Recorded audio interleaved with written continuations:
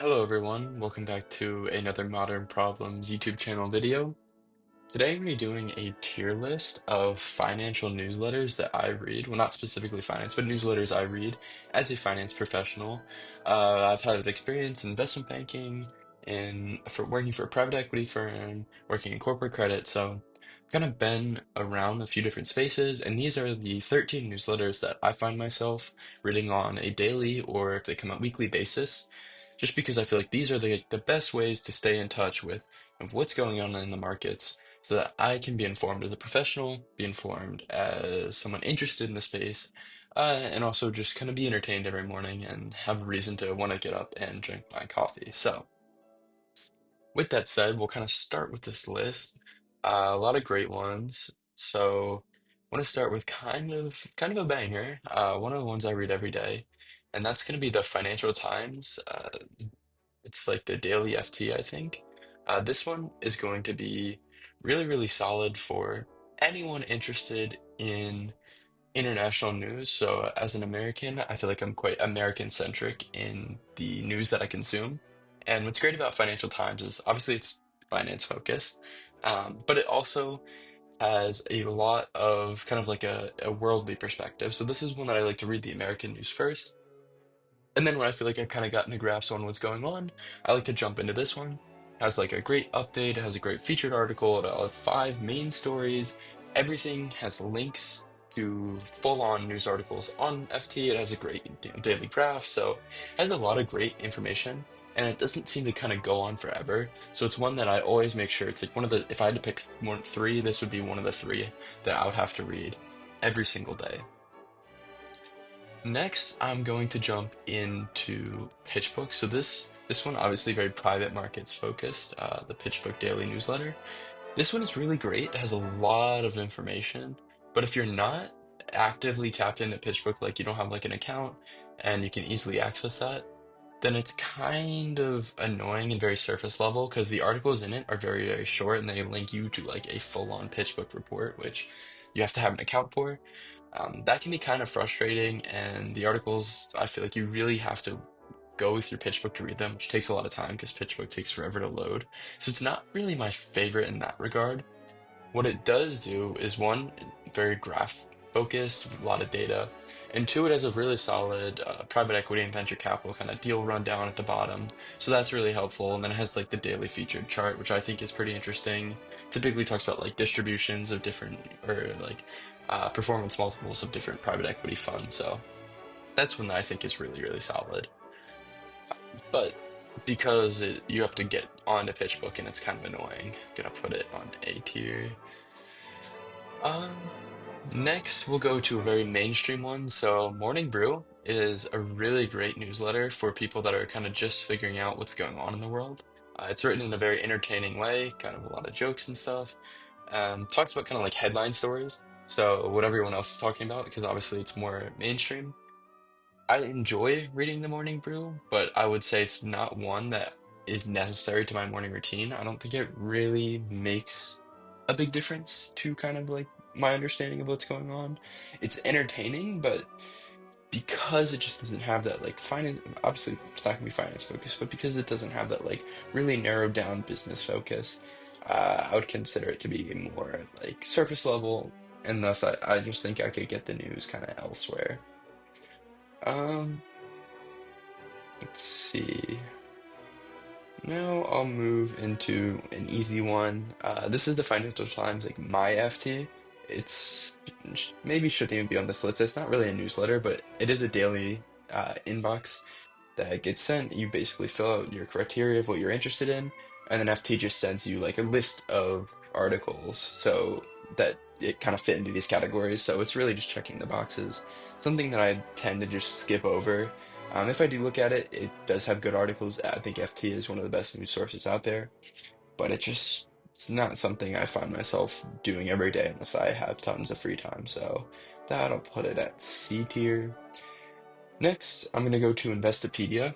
Investopedia has a daily markets update that comes three times a day. So this I really do like because it comes morning, pre-market, afternoon, kind of middle of the day, and then evening post after the market closes. Each newsletter just has five stories of kind of what's going on, or five headlines, I should put. It's usually pretty good for it's great for the public markets, so you kind of know what's going on, usually a company, a deal, a macro statistic coming out. So that can be really great.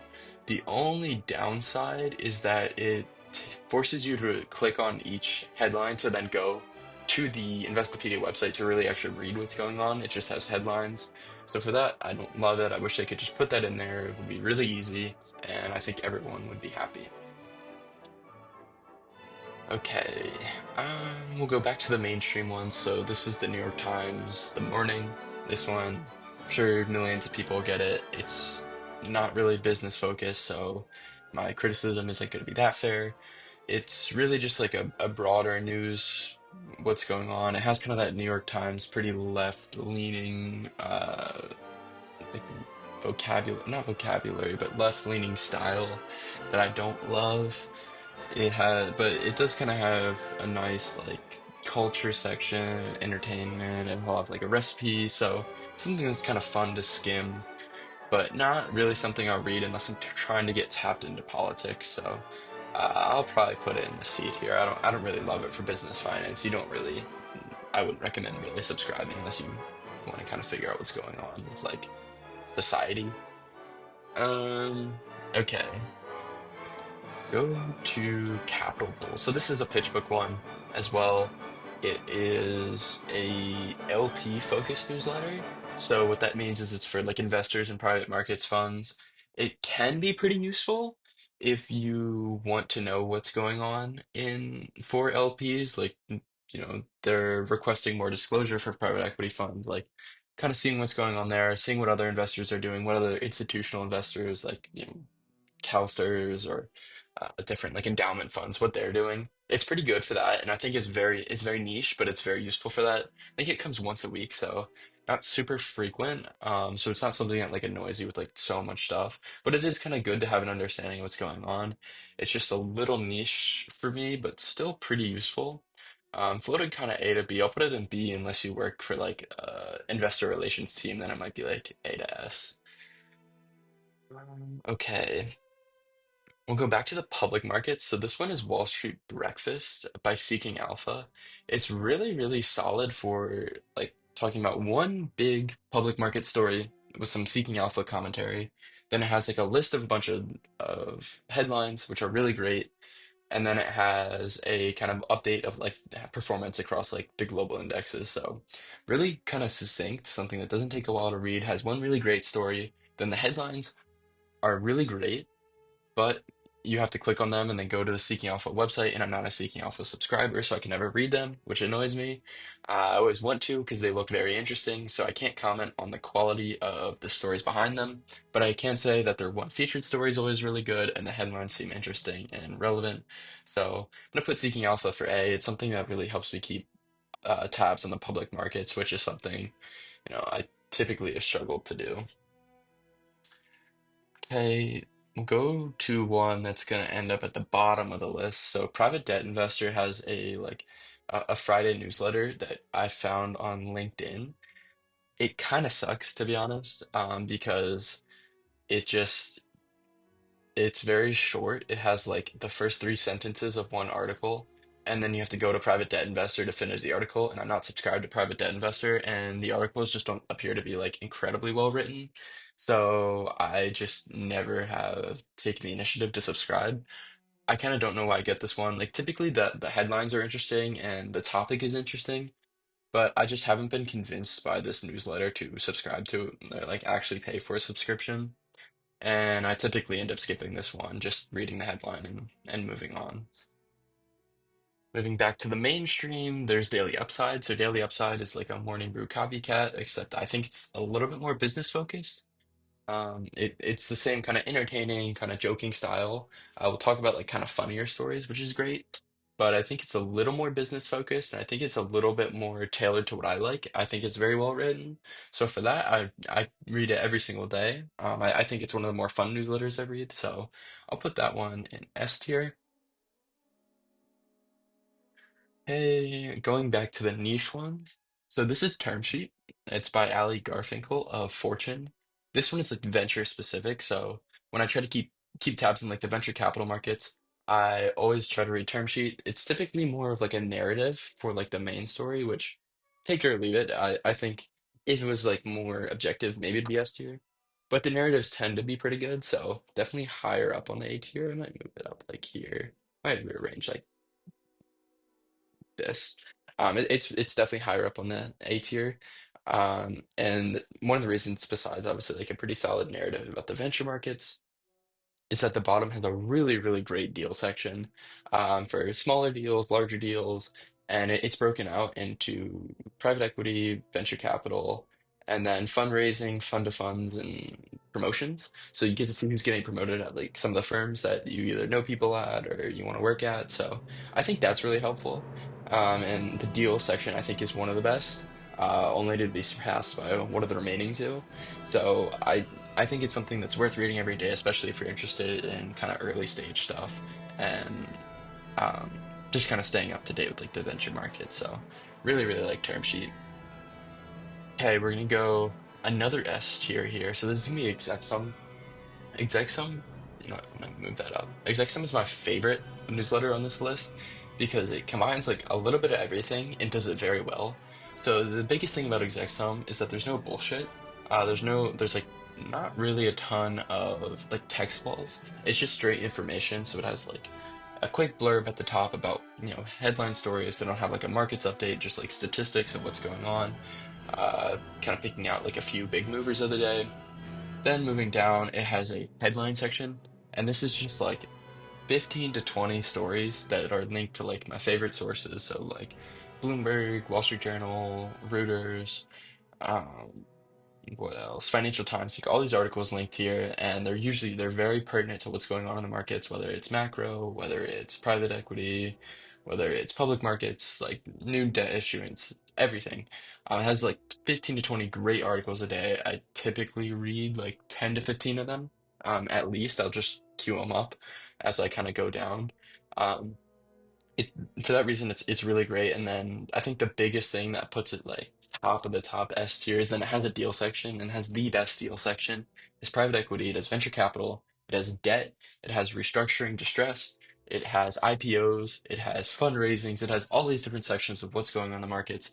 If you needed to read one section of one of these newsletters, it would be the exec sum um, deal updates. It's just really fantastic. So the only thing that can make it like S plus plus is if they linked articles for every single one of these deals, but they don't. A little frustrating, but otherwise it's really, really fantastic. So I love exec and it also has memes. It also has like still kind of like a fun writing style. So it really does everything very, very well, and I couldn't recommend that one enough.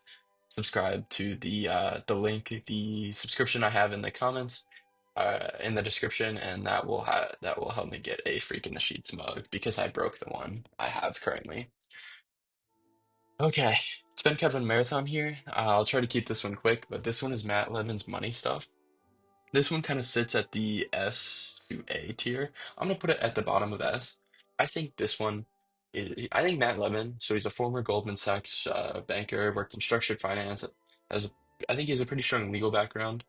He is incredibly smart, and he provides a lot of insights into things that I just would not understand. I don't have much experience in like public funds like ETFs, mutual funds. So he does like a lot of great stuff there.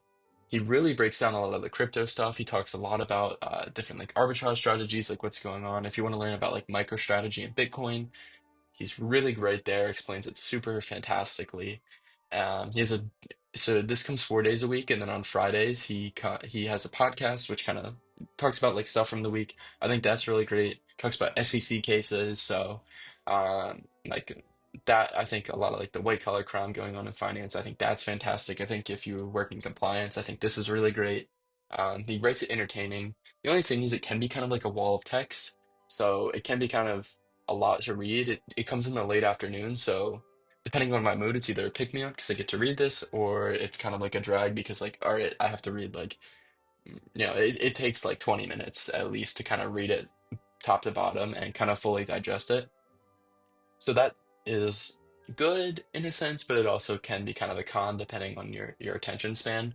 And then the last thing, it has like a kind of what's going on. section at the bottom, and it links all Bloomberg articles. It's a Bloomberg newsletter. That's where he works. Bloomberg is my favorite, so that it can be really great. But typically, I'm a little fatigued after reading this, so I have to come back to it. But with that, that's the entire finance newsletter tiers list that Modern Problems reads every single day for banking, private equity, private credit, all that good stuff. So if you want to work in high finance, this is how I would suggest you kind of stack up your newsletters. All really great stuff. But I definitely think, starting at the top and working your way down is the best way, from my opinion. This is what has helped me in my career. But if you guys have any other opinions, comments, or suggestions for other newsletters, I obviously like to read them a lot. So please put them in the bottom, and I'd be happy to kind of take a look. A lot of these have been suggested to me, and so starting with PitchBook for my dad, and then going all the way to like Exexum, I guess like 6 or 8 months ago. So I'm happy to kind of take more suggestions, and if we get like another round, maybe we'll have to come back and try this one again. So with that, thank you guys for listening. I hope you all kind of have a great day, and happy reading out there.